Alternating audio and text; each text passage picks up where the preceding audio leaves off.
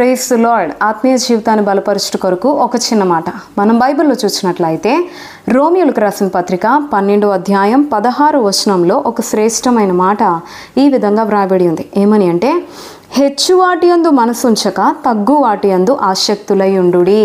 In Jesus name amen.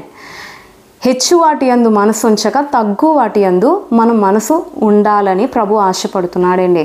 ఈనాడు చాలామంది దానికి full ఆపోజిట్లో జీవించడానికి ప్రయత్నిస్తారు కదండి. హెచ్చు వాటి అందే మనసు ఉంచుతారు, హెచ్చులకే పోతారు, ఉన్నత స్థాయిలోనే ఉండాలనుకుంటారు.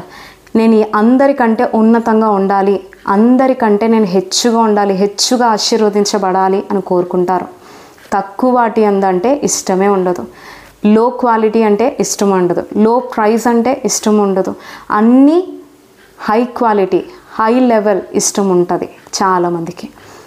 తప్పు లేదు, హెచ్చు కావాలని కోరుకోవడం తప్పు లేదు. కానీ ప్రభువే ఈ మాట సెలవిస్తున్నాడు, హెచ్చు వాటి యందు మనసు ఉంచక తక్కువ వాటి యందు మనసు ఉంచు అంటున్నాడు.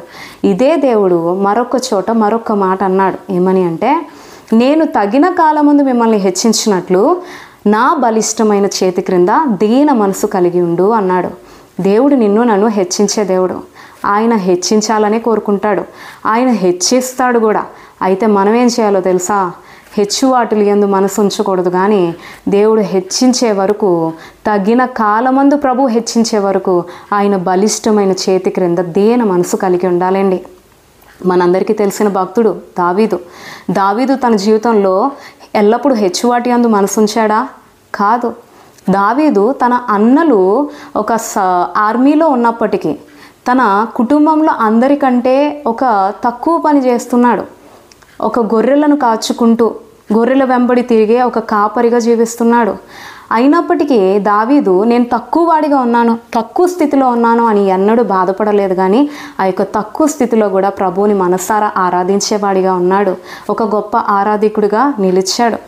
తద్వారా దేవుడు ఏం చేశాడు? దావీదుని, తక్కువ స్థితిలో ఉన్న దావీదుని దేవుడు అభిషేకించి, సమూయేలు ద్వారా అభిషేకించి హెచ్చు స్థాయికి ఇశ్రాయేలు ప్రజల్ని పరిపాలించే రాజుగా చేశాడు.